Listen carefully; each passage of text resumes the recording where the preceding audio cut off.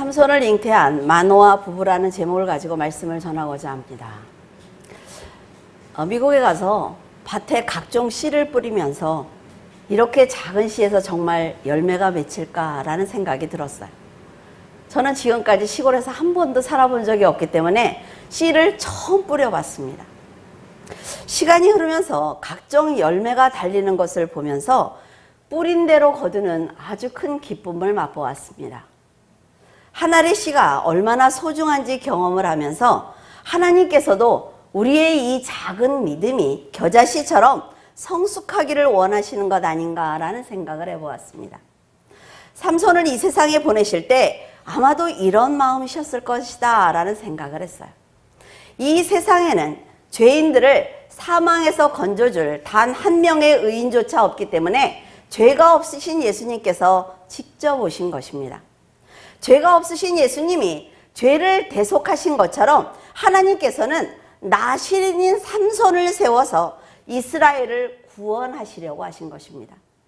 늘 그랬던 것처럼 이스라엘은 블레셋에게 압제를 당하면서 하나님께 고통을 호소하고 있었어요.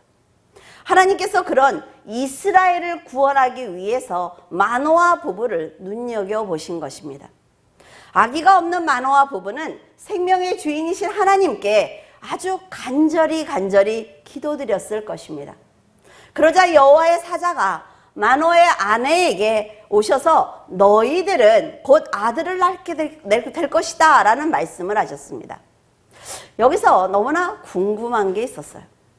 하나님께서 그들에게 그냥 아들을 주시면 되는데 왜 굳이 찾아오셔서 아들을 낳을 것이다 라고 말씀하셨느냐 하는 것입니다. 그것은 여호와의 사자가 마노아의 아내에게 하신 말씀을 들어보면 알 수가 있어요. 마노아의 아내를 찾아오신 사자는 네가 아들을 낳기 위해서는 먼저 나실인의 삶을 살아야 된다라는 말씀을 하셨다는 거죠. 아주 귀하고 소중한 보물은 깨끗하고 예쁜 그릇에 담는 것처럼 하나님께서는 삼손의 부모가 거룩하고 정결한 신앙으로 나실인의 삶을 살아주기를 간절히 원하셨던 것입니다. 말씀은 완전합니다. 그래서 영혼을 소송시키고 우둔한 자를 아주 지혜롭게 해요.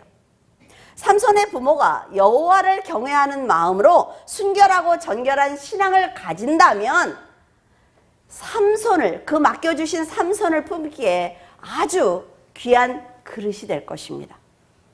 부모가 지혜로워야 자녀를 믿음으로 품어줄 수가 있단 말이죠. 하나님께서는 그들을 나실인으로 살기를 간절히 원하셨어요. 성경에는 마노아처럼 아기를 잉태할 것이다 라고 미리 알려준 사람들이 여러 있습니다. 아브라함과 사라에게 오셔서 아들을 낳을 거니까 이삭으로 이름을 지어 라고 말씀하셨죠. 마리아에게 예수님을, 한나에게 사무엘을, 사가랴에게 세례 요한을, 다윗에게 솔로몬을, 리브가에게 야곱과 에서가 태어날 것을 미리 말씀해 주셨습니다. 하나님의 특별한 섭리에 의해서 세상에 태어난다는 것은 아주 놀라운 일이에요. 그래서 여러분들이 이렇게 많은 수많은 사람 중에 여러분의 이름을 기억하시고 특별히 여러분의 이름을 부르셔서 성도로 살아가게 하신 것은 아주 놀라운 축복인 것입니다. 7절에 그가 내게 이르기를 보라 네가 임신하여 아들을 낳으리니 이제 포도주와 독주를 마시지 말며 어떤 부정한 것도 먹지 말라. 이 아이는 태에서부터 그가 죽는 날까지 하나님께 바쳐진 나실인이 됨이라 하더라 하니라. 하나님께서 이 부부에게 지금까지 살아왔던 모든 방식을 버리라고 말씀하고 계십니다. 아주 특별한 삶을 살아 라고 명령하고 계시는 거예요. 삼손이라는 아이를 얻는 대신 이 부부는 새로운 결단을 해야만 했습니다. 나실인이 될 삼손을 위해서 그들이 먼저 나실인의 삶을 살아야 했단 말이죠. 나실인은 구별되었다라는 뜻을 가지고 있습니다. 그렇기 때문에 나실인으로 사는 것은 일반 사람들과는 다른 삶을 살아야 하는 아주 힘든 삶이 기다리고 있습니다. 성도들이 세상 사람과 다른 삶을 살기 위해서는 자신을 쳐서 복종해야 되는 것과 같은 이치예요. 이스라엘은 물이 부족한 것입니다.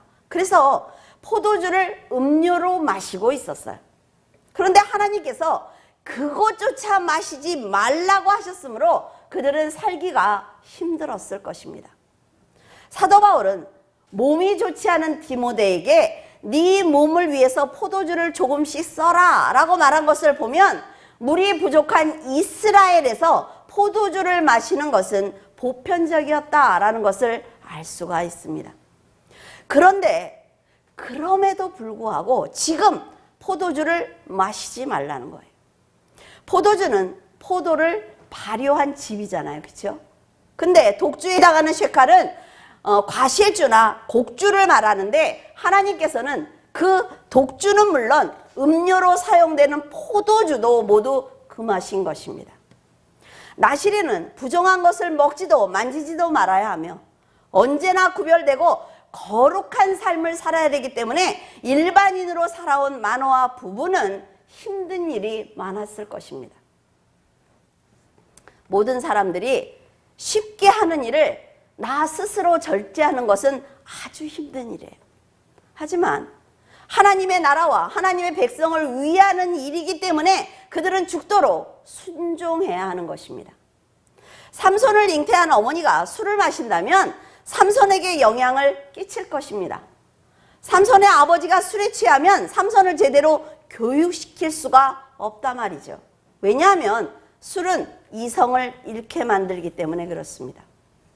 노아가 방주에서 나와서 술에 취해 벌거벗고 있었기 때문에 그 아들들이 시험을 당한 거예요. 다행히 셈과 야벳은 옷으로 아버지의 하체를 덮어주었어요. 근데 함은 아버지를 조롱하다가 저주를 받고 말았습니다. 물론 함의 인격이 온전하지 못했기 때문에 아버지의 하체를 보고 조롱했을 거예요. 하지만 노아가 술에 취해서 잠이 들지 않았다면 함은 시험에 들지 않았을 것입니다. 그리고 저주를 받을 이유가 없다 말이죠. 노아가 포도주를 마시고 취해서 잠들었다는 것은 포도주를 마시는데 익숙해 있었다라는 뜻입니다. 자신을 주체하지 못할 정도로 만취했다는 의미이기 때문에 자녀에게 본이 되지 않는 행동임에는 틀림이 없습니다. 노아는 함을 책망하고 저주하기 전에 자신이 지금 자식 앞에서 어떤 모습, 어떤 행동을 취했는지 돌아본다면 하나님께 자녀를 저주하는 것보다 자신이 회개하는 것이 먼저일 것입니다. 18절과 20절에 여호와의 사자가 그에게 이르되 어찌하여 내 이름을 묻느냐? 내 이름은 기묘자라 하니라. 이에 마노아가 염소 새끼와 소재물을 가져다가 바위 위에서 여호와께 드리매 이적이 일어난지라. 마노아와 그의 아내가 본즉 불꽃이 제단에서부터 하늘로 올라가는 동시에 여호와의 사자가 제단 불꽃에 휩싸여 올라간지라. 마노아와 그의 아내가 그것을 보고 그들의 얼굴을 땅에 대고 엎드리니라. 하나님의 특별한 섭리로 자녀를 낳는 사람들은 아기를 평범하게 키울 수가 없습니다. 그래서 아주 큰 고통을 당해요. 요셉도 마리아를 사랑했지만 아기를 잉태했다는 사실을 알고 조용히 그녀와 헤어지려고 하는 것을 보면 마리아 역시 성령으로 잉태된 아기를 낳는다는 것은 그녀에게 아주 큰 고통이었을 것입니다. 하지만 그 아기가 세상을 구하실 구세주라는 것을 알게 되었을 때 그녀는 모든 고통을 감내했어요. 그리고 아기를 지켰습니다. 구원자를 잉태하는 것은 바로 고통이라 말이죠. 그러나 그들이 당한 고통은 정말 상상을 초월하지만 그들이 믿음으로 그 사건에 접근했을 때 그들은 더 큰 믿음을 가질 수가 있었습니다. 마노아 부부 역시 자신들이 이스라엘의 구원자를 낳을 것이다 라는 말을 들었을 때 굉장히 당황했을 것입니다. 그러나 그들은 아직 아기를 임신한 상태가 아니기 때문에 간절히 원하는 그 아기를 갖기 위해서는 하나님의 말씀대로 살아야만 했습니다. 마노아는 지금 자기와 말씀하고 계신 분이 선지자 중에 한 명일 것이다 라는 생각을 했어요. 그래서 자기 집에 머물러 있으면 염소 새끼 하나를 준비를 해서 당신을 대접하겠습니다 라고 말한 거죠. 그러자 여호와의 사자는 나는 네가 준비한 그 음식을 받을 수가 없으니까 여호와께 번제로 드려라 라고 말씀을 하셨습니다. 자기가 정성껏 대접하려고 했지만 거절하자 마노아는 아기를 주시겠다는 그 말씀이 성취될 때까지 당신을 내가 존중하고 싶습니다. 그러니까 당신의 이름이 무엇입니까? 라고 물은 거예요. 여호와의 사자는 자신의 이름을 기묘라고 대답을 했습니다. 기묘는 사람들의 이해를 초월한 신비하고 아주 놀라운 일이라는 뜻입니다. 인간이 도무지 생각할 수 없고 판단할 수 없고 이해할 수 없는 기이한 일을 행하시는 하나님의 속성을 나타내는 거예요. 이 용어는 구약에서 메시아의 탄생 예언과 관련해서 메시아의 속성을 묘사하는 그런 말로 사용이 되었습니다. 예수 그리스도의 역사는 사람의 능력으로 이해될 수 있는 것이 아니라 말이죠. 사람의 수준을 초월한 하나님의 능력이에요. 그렇기 때문에 내가 이해가 될 때 너 나 이해시켜봐. 내가 이해가 될 때 하나님을 믿을게 라는 신앙은 올바른 신앙이 아닌 것입니다. 만약 하나님의 섭리가 이해될 때만 하나님께 우리가 순종한다고 한번 생각을 해보세요. 하나님 이걸 나한테 이해시켜 주세요. 그럼 내가 죽도록 내 생명을 다 드리겠습니다. 그거 뭐예요? 거짓말이에요. 먼저 성도들이 말씀대로 순종해서 살아가면 그 과정 속에서 하나님이 그를 이해시키는 것입니다. 야고보가 말한 것처럼 행함이 없는 믿음은 그 자체가 죽은 거예요. 하나님께서 계신다는 것을 믿는다라는 말을 하면서 정작 행위로 거룩한 삶을 살지 않는 사람은 그 믿음이 죽은 믿음과 같습니다. 이런 사람이 있죠. 나는 교회는 다니지 않지만 하나님을 믿고 있어. 세상 사람들과 나는 지금 똑같이 쾌락을 즐기고 있지만 내 마음에는 하나님이 있어 라고 말하는 사람들이 있습니다. 이런 것은 영혼이 없는 몸이 죽은 것과 같이 그 믿음은 죽은 믿음입니다. 이사야 9장 6절에 이는 한 아기가 우리에게 낳고 한 아들을 우리에게 주신 바 되었는데 그의 어깨에는 정사를 메었고 라고 했어요. 그러니까 지도자, 통치를 의미하는 거예요. 정사를 어깨에 맸다는 말은 권위의 상징을 말하는 것입니다. 그의 이름은 기묘자라, 모사라, 전능하신 하나님이라, 영존하시는 아버지다. 영존하는 것은 신성을 말하는 것입니다. 후원자, 보호자의 개념을 가지고 있어요. 평강의 왕이다 라고 했습니다. 백성을 돌보는 책임 있는 왕이라는 얘기예요. 평화의 왕이라는 얘기입니다. 지금 마노아에게 나타나신 여호와의 사자는 바로 구약 시대에서 활동했던 예수 그리스도입니다. 예수님께서는 말씀으로 천지를 창조하신 분이며 죄인들의 구원을 위해서 사람들의 곁을 한 번도 떠나본 적이 없으신 분입니다. 그러니까 예수 그리스도는 전능하신 하나님이고 영존하신 아버지이며 평강의 왕이신 것입니다. 이처럼 위대하신 그리스도는 스스로 영광을 누릴 수가 있지만 사람이 사탄의 꿰매에 빠져서 사망에 빠진 것을 건져낼 분이 오직 자신밖에 없기 때문에 자신을 희생하신 것입니다. 이렇게 구원은 하나님께서 인간에게 직접 오셨기 때문에 성취된 거예요. 사람들이 내가 하나님께 지금 예배를 드려주니까 나는 거룩한 사람이야. 교회를 다니기 때문에 나는 구원을 받았어 라는 생각을 하지만 그것은 아주 잘못된 생각입니다. 하나님께서 자기의 형상을 따라 사람을 만들어 주셨지만 그 사람들이 죄를 지었기 때문에 보좌와 영광을 버리고 사람에게 오심으로 대속의 역사가 이루어진 것입니다. 사람 쪽에서 하나님께 간 게 아니라 말이에요. 부모가 타락한 자식을 위해서 자신을 희생하는 것과 같아요. 우리가 나눴잖아요. 그렇죠? 근데 자식이 타락하면 부모가 희생해야 돼요. 어리석게도 사람들은 자기의 힘으로 신을 만나려고 합니다. 온갖 정성으로 신에게 나아가기를 원하고 있으며 온갖 피조물들의 형상을 만들어 절함으로 소원이 성취될 수 있다고 생각을 해요. 그러나 성령의 역사가 아니면 절대로 하나님께 나아갈 수가 없는 것입니다. 사람이 불러서 신이 온다면 그것은 이미 신이 아니라 말이죠. 이처럼 하나님께서 나시린인 삼손을 이스라엘의 구원자로 세우신 것은 죄로 죽어야 될 이스라엘 백성들이 죄를 짓지 않는 나시린인 삼손 때문에 내가 살았구나 라는 것을 알려주시기 위해서 나시린인 삼손을 이스라엘에 보내시는 것입니다. 죄가 없으신 예수님 때문에 우리가 구원을 받게 된 것과 같은 거예요. 죽을 힘을 다해 죄를 짓지 않기 위해서 노력하는 삼손 때문에 자신들이 은혜를 입고 있구나라는 것을 깨닫는다면 백성들 역시 나시린의 삶을 살기 위해서 노력할 것입니다. 하나님은 지금 그것을 기대하고 계시는 거죠.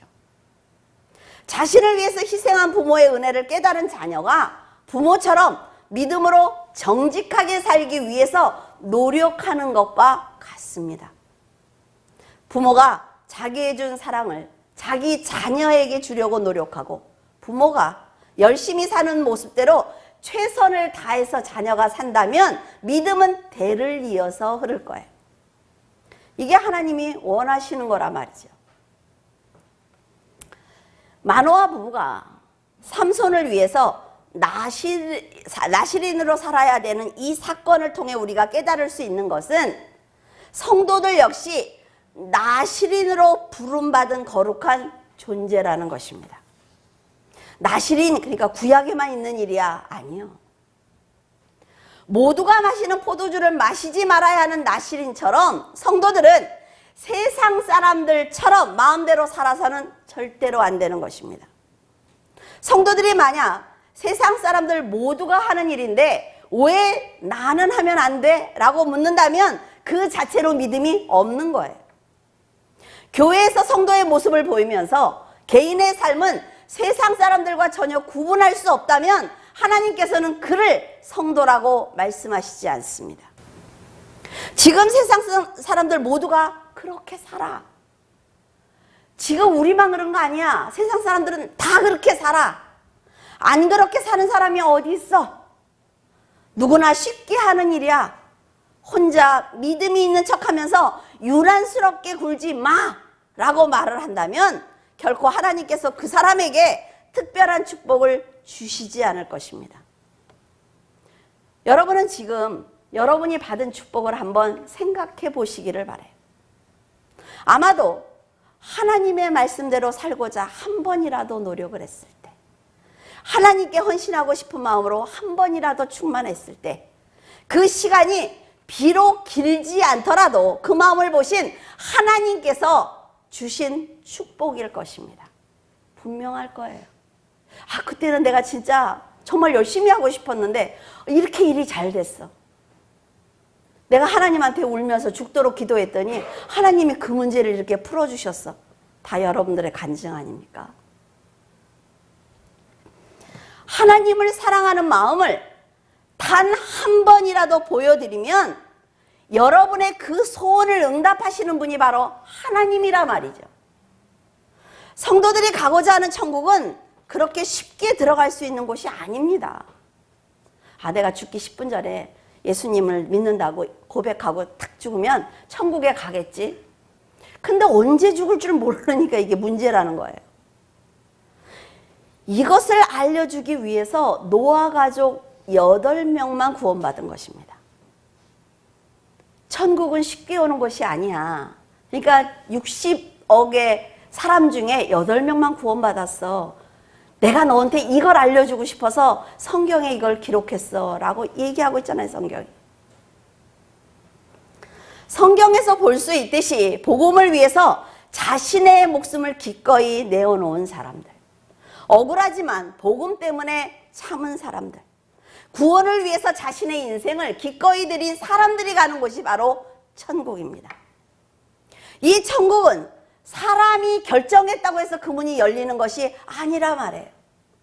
하나님께서는 마노아 부부가 이렇게 천국에 들어올 수 있는 나시린의 삶을 살기를 원하셨던 것입니다. 거듭난 부모에게 나시린인 삼손을 맡기고 싶었던 거예요.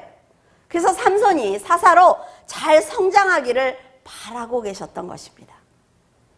하나님께서는 성도들도 거룩한 삶을 살아주기를 원하고 계십니다. 그런 성도들에게 삼손과 같은 여러분이 전도하는 그 영혼들을 맡겨주고 싶다 말이죠.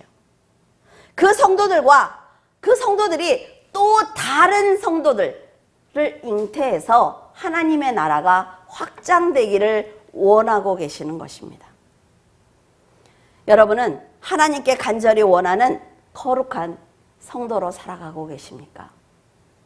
하나님께서 어떤 영혼을 맡겨주셔도 내가 능히 감당할 수 있어 라고 고백할 수 있어요? 지금 하나님께서 여러분에게 이 어지러운 세상을 향해서 복음을 담대히 선포할 수 있는 그 어린 영혼을 너에게 맡겨서 내가 키우고 싶은데 기꺼이 순종할 수 있겠니라고 물으시면 어떻게 대답하시겠습니까? 여러분, 애타는 하나님의 마음을 알아야 합니다. 여러분에게 삼손과 같은 거룩한 사명을 받은 그런 자를 영적으로 키워달라고 부탁하시면서 네가 마리아가 되어줄래? 네가 마노아가 되어줄래? 네가 다윗이 되어줄래? 라고 지금도 여러분들이 기도할 때 말씀하고 계시는 거예요. 24절에 그 여인이 아들을 낳음에 그의 이름을 삼손이라 하니라. 그 아이가 자라매 여호와께서 그에게 복을 주시더니 하나님께서 하신 약속이 다 이루어졌습니다. 그래서 이제 삼손은 나시린으로 살아가면서 사사의 역할을 잘 감당하면 되는 거예요. 자기를 낳기 위해서 나시린의 삶을 산 부모님의 신앙을 본받아서 말씀에 순종하며 살아간다면 하나님께서는 그에게 놀라운 은혜를 허락하실 것입니다. 하나님께 받은 특별한 능력으로 블레셋을 물리치고 백성들이 하나님을 섬기며 살아가도록 돕는 것이 바로 사사의 사명이라 말이죠. 그러나 안타깝게도 우리는 삼손이 하나님의 뜻대로 살지 않았다는 것을 성경을 통해서 이미 알고 있습니다. 하나님의 영에 함께 하시며 그를 인도하셨지만 세상을 바라본 삼손은 구원의 약속을 받고도 거룩하게 살지 않았습니다. 이렇게 사람은 하나님의 은혜로 태어나고 보호하심을 받고도 그 사랑에 감사하는 마음이 없기 때문에 인생을 실패로 끝내는 것입니다. 우리가 지금 받은 축복은 하나님께서 일방적으로 주시는 은혜예요. 여러분들이 기도해서 받은 것 같지만 이미 여러분은 하나님의 은혜 안에 있었단 말이죠. 내 눈에 그 은혜가 보인 거예요. 이제 또 기도하시면 또 다른 은혜를 볼 수가 있습니다. 그런데 그 은혜를 어떻게 간직하고 사용하느냐, 이것은 사람의 몫이라 말이에요. 하나님께서는 우리 부모들도 그러지 않습니까? 내 자녀가 오면 밥을 주려고 이미 부엌에다가 다 반찬을 만들어 놨어요. 자녀의 눈에 보이지 않을 뿐이지요. 근데 말만 하면 돼요. 엄마 배고파. 그러면 밥상이 차려져요. 엄마 나 샤워 좀 할게. 그럼 어때요? 화장실에 다 수건이랑 다 준비가 되어 있어요. 이것과 동일한 것입니다. 우리는 우리의 집에 들어와 있는 거예요. 근데 내가 씻기 싫어. 아, 뭐 했는데? 반찬 뭐 했어? 아, 나 먹기 싫어. 이래서 못 먹는 거죠. 하나님은 이미 다 준비해 놓으셨단 말이에요. 여러분들이 입만 열면 되는데 그 기도의 입을 열지 않기 때문에 못 받는 거예요. 어떤 사람은 그 사랑을 지키기 위해서 자신의 목숨을 드리는 사람도 있고 평생 고난을 당하는 사람도 있습니다. 그런데 우리가 하나님 앞에 더 가까이 가지 못하는 것은 하나님의 사랑과 용서를 너무나 쉽게 받기 때문에 감사가 없는 거예요. 그래, 일이 안 돼. 하나님한테 가서 기도하지 뭐. 하나님은 또 주신단 말이에요. 부모하고 똑같아서. 지금은 그 사랑의 실체를 우리가 확인하지 못해서 마음대로 살고 있습니다. 근데 하나님의 계획이 완성되는 그 마지막 날, 눈으로 보게 될 것입니다. 두렵지 않아요? 여러분 지금 기회가 있을 때 하나님의 곁으로 가까이 가기를 바랍니다. 삼손은 하나님의 특별한 은혜를 받고도 타락하고 말았어요. 하나님께서는 그 누구보다 뛰어난 사사로 만들려고 준비하셨단 말이지요. 태어나기 전부터. 근데 삼손은 온전한 인격을 갖추지 못했고 순수한 믿음을 지키지 못했기 때문에 그의 강한 힘은 도리어 해가 되고 말았습니다. 우리는 하나님께서 선택하신 사람이라면 그런 생각을 하죠. 저 사람이 어떻게 죄를 지을 수가 있어? 저 사람의 인격은 정말 좋을 거야. 그런 생각하지 않습니까? 저렇게 권사님이 믿음이 좋은데 그렇다고?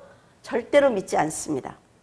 그런데 사람은 그 자체로 죄인이란 말이에요. 하나님께서 왜 그런 삼손을 선택하셨을까? 그런 생각 안 해보셨어요? 근데 이 세상에 있는 그 누구를 선택을 해도 똑같이 삼손과 같이 행동할 것입니다. 그래서 날마다 내 믿음을 지키기 위해서 육신의 정욕을 죽이지 않으면 거듭날 수 없다라고 사도 바울이 말하고 있는 거예요. 고난을 받되 부끄러워하지 않고 주 안에서 말씀을 지키기 위해서 최선을 다하는 성도를 그리스도는 사랑하고 계십니다. 여러분은 진리의 말씀을 옳게 분별하기를 바라요.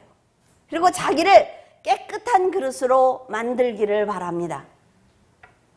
하나님께서 누구를 부를까? 그럼 이사야가 저를 보내주세요 라고 얘기한 것처럼 늘 준비하고 있으면 하나님이 급하실 때, 이렇게 나라가 어지러울 때, 그래 물줄기 교회가 기도해 줄래? 라고 맡겨주실 수 있단 말이죠.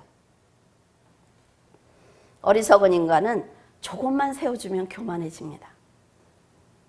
감사를 다 잊어버려요. 다 잊어버리고 딴소리.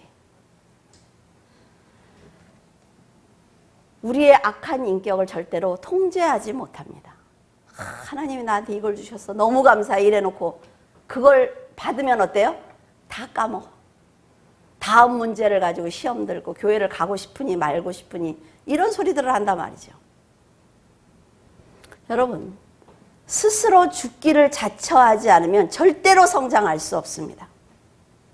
여러분, 부서지고 깨어진 사람만이 하나님의 일을 감당할 수가 있어요. 자꾸 나를 깨야 돼요.